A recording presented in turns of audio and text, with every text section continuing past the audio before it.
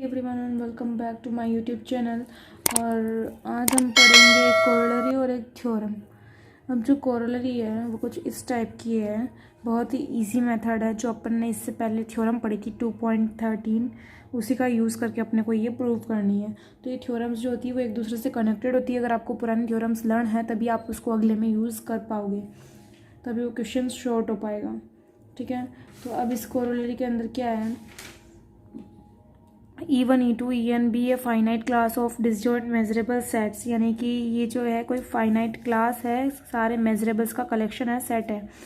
तो अपने को प्रूव करना है outer measure of union of E I where I equals to 1 to n equals to summation I equals to 1 to n outer measure of E I. ये अपने को prove करना है।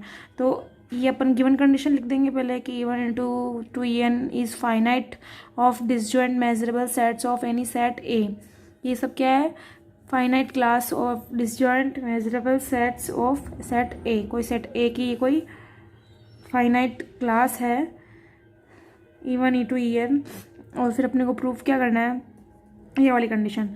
तो बाय थ्योरम 2.13 अपन ने लास्ट रिजल्ट क्या निकाला था, ये निकाला था outer measure of A intersection union of E I equals to 1 to n is equals to summation I equals to 1 to n outer measure of A intersection E आई।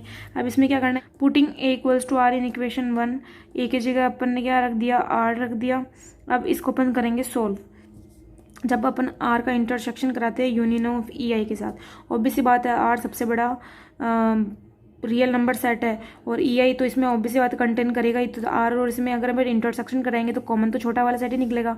इसमें भी same ई आई। तो यहाँ पे क्या आ गया, outer measure of union of E I equals to 1 to n is equal to outer measure of E i 1 to n। Hence proved, अपने को यही प्रूव करना था। ठीक है, अब नेक्स्ट है theorem number 2.16। If E1 and E2 are two measurable sets then prove करना है अपने को कि इनका इंटरसेक्शन भी क्या होता है, मेजरेबल। पहले अपन ने एक बार प्रूव किया था इनका यूनियन मेजरेबल होता है, इंटरसेक्शन प्रूव करना है।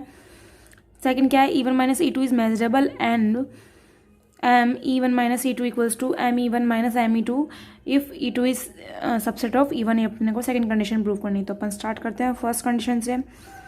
अपन पहले क्या लिखेंगे, given condition when E1 and E2 are measurable sets. अगर यहाँ पे कोई दो measurable set E1 and E2 दिए हैं तो अपन गिवन है, ऑब्वियसली बात लिखेंगे।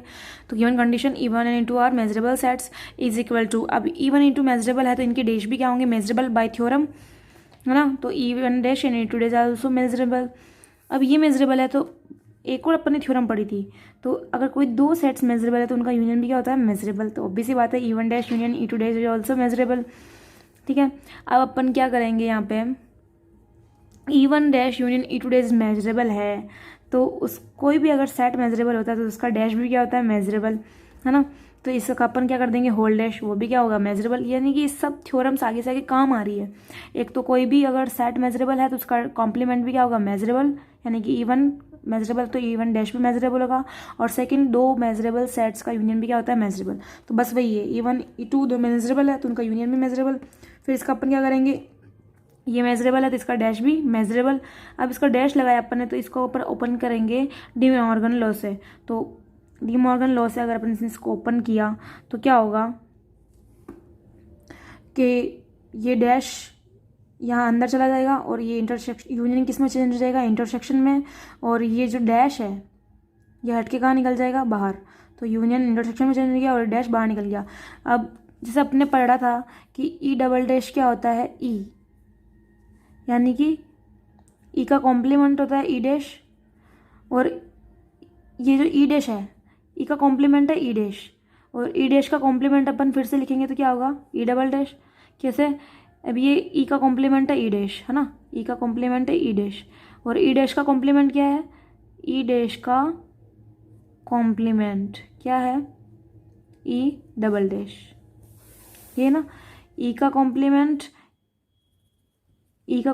ई डैश और ई डैश का कॉम्प्लीमेंट, यानी कि ये इधर से इसके ऊपर क्या लगा है, इधर इसके कॉम्प्लीमेंट पे डैश, तो ये ऑलरेडी डैश वाला है तो इसका कॉम्प्लीमेंट क्या होगा, डबल डैश में आएगा। तो ये डबल डैश, ये दोनों डैश बाहर निकल जाएंगे, इंटरसेक्शन में डबल डैश होने पर क्या होगा, जो E1 इंटरसेक्शन E2 ही आएगा। और दूसरी चीज़ अगर अपन देखें तो अपन डायरेक्ट क्या है, यहीं से डी मॉर्गन लॉ लगा के भी इसको सॉल्व कर सकते थे, है ना। डी मॉर्गन लॉ से क्या हो जाता, ये डैश बाहर निकल जाता और ये यूनियन किस में, इंटरसेक्शन में चेंज हो जाता, है ना। तो एक डी मॉर्गन लॉ से ये भी हो सकता था, बट अपने को करना क्या है, E1 union E1 intersection E2 ये प्रूव करना है, ना कि E1 इंटरसेक्शन E2 का डैश, है ना। अगर अपन यहाँ पे डी मॉर्गन लॉ लगा लेते तो ये क्या होता है, डैश बाहर निकल जाता और ये इंटरसेक्शन में, लेकिन बाहर तो डैश रहता ना, अंदर की टर्म तो सेम आ जाती। तो इसीलिए अपन ने इनका डैश मेजरेबल ले लिया। फिर उसके बाद में E1 dash union E2 dash का होल डैश, है ना। तो E1 dash union E2 dash का होल डैश, तो इस यूनियन को इंटरसेक्शन में चेंज कर देंगे बाय डी मॉर्गन लॉ, और ये डैश को या तो बाहर निकालो या इस डैश को क्या कर दो, अंदर लगा दो। E1 डबल डैश क्या होता है, E1, और E2 डबल डैश क्या होता है, E2। So E1 intersection E2 is measurable, और ये हो गया अपना प्रूफ। अपने को सेकंड क्या प्रूफ करना है, ये वाली कंडीशन। अब इसमें अपने को ये गिवन है कि E1 माइनस E2, ये वाली कंडीशन अपने को गिवन है कि E1 minus E2 is measurable, और अपने को प्रूफ करनी है ये वाली। तो E1 minus E2 is measurable. अब E1 माइनस E2 को अपन क्या लिख सकते हैं कि E1 सेट में से E2 जो है वो माइनस हो रहा है। तो इसका मतलब ये है कि जैसे कि माना कि अपन डायग्राम से समझते हैं कि E1 है, इसके अंदर क्या है, E2। अगर E1 में, और ये बाहर का बचा हुआ पोर्शन क्या है, E2 डैश, है ना। E2 डैश को अपन क्या लिख सकते हैं, E1 में से अगर मैं E2 माइनस कर दूँ, ये E1 है, और इसमें से मैं अगर E2 माइनस कर दूँ तो क्या बचेगा, E2 डैश। तो E1 माइनस E2 लिख सकते हैं इसको।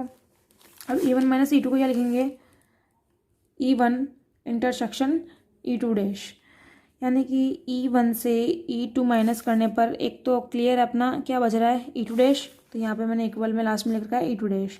अब अपन ने इंटरसेक्शन वाली कंडीशन कैसे लिखे आए, E1 में से अगर E2 माइनस कर दें तो ये जो बचा हुआ पार्ट है ना, ये बाहर का E2 डैश वाला, इसको अपन क्या लिख सकते हैं, क्योंकि इसमें E1 के एलिमेंट के भी है और E2 डैश के, ये क्या हो जाएगा, E1 इंटरसेक्शन E2 डैश, है ना। दोनों का इंटरसेक्शन हो गया।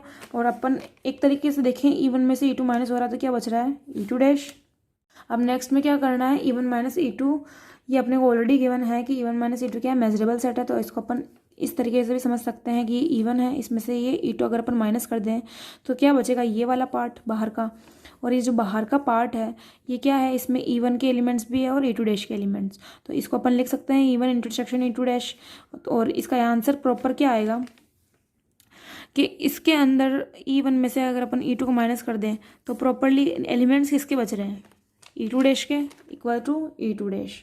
ये अपन ने लगा दी इक्वेशन 1। अब ये क्या है, E1 माइनस E2 क्या है, intersection of two measurable sets, E1 और E2 डैश दोनों मेजरेबल है, ये अपने ऑलरेडी गिवन है। और E1 माइनस E2 क्या आ रहा है, वो भी मेजरेबल ही है।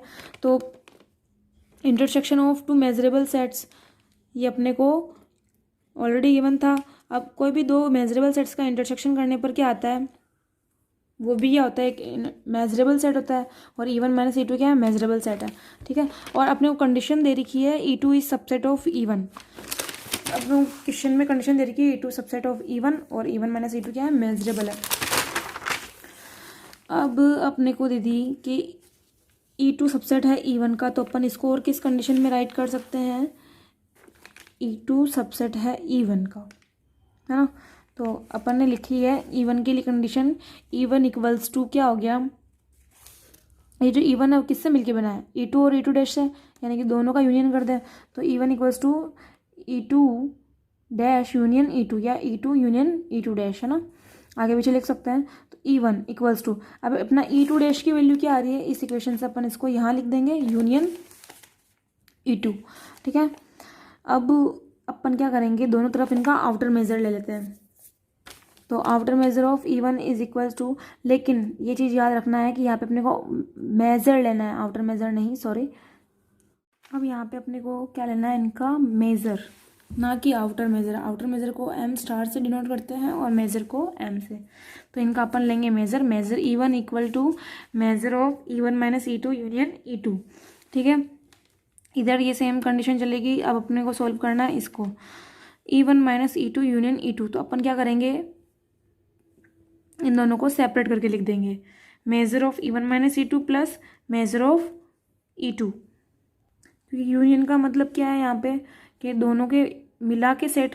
तो अपन ने क्या किया, E1 माइनस E2 का मेज़र अलग निकाल दिया और E2 का मेज़र अलग निकाल दिया, इनको अपन सेपरेट करके भी लिख सकते हैं। अब यहाँ पे क्या होगा, अपने को चाहिए E1 माइनस E2 की वैल्यू, तो इसको इधर ही रहने देंगे और ट्रांसफ़र किसको करेंगे, E2 वाले टर्म को। तो measure of E1 minus measure of E2 is equal to measure of E1 minus E2, और यही अपने को चाहिए था, measure E1 minus E2 is equal to measure of E1 minus measure of E2, hence proved. और ये अपना prove हो चुका है। ठीक है, मिलते हैं अब जल्दी नेक्स्ट वीडियो में, और इसी तरीके से अपन बेसिक जो रूल्स है, डेफिनेशन है वो पढ़ेंगे, उनसे रिलेटेड थ्योरम करेंगे। ठीक है, थैंक यू सो मच।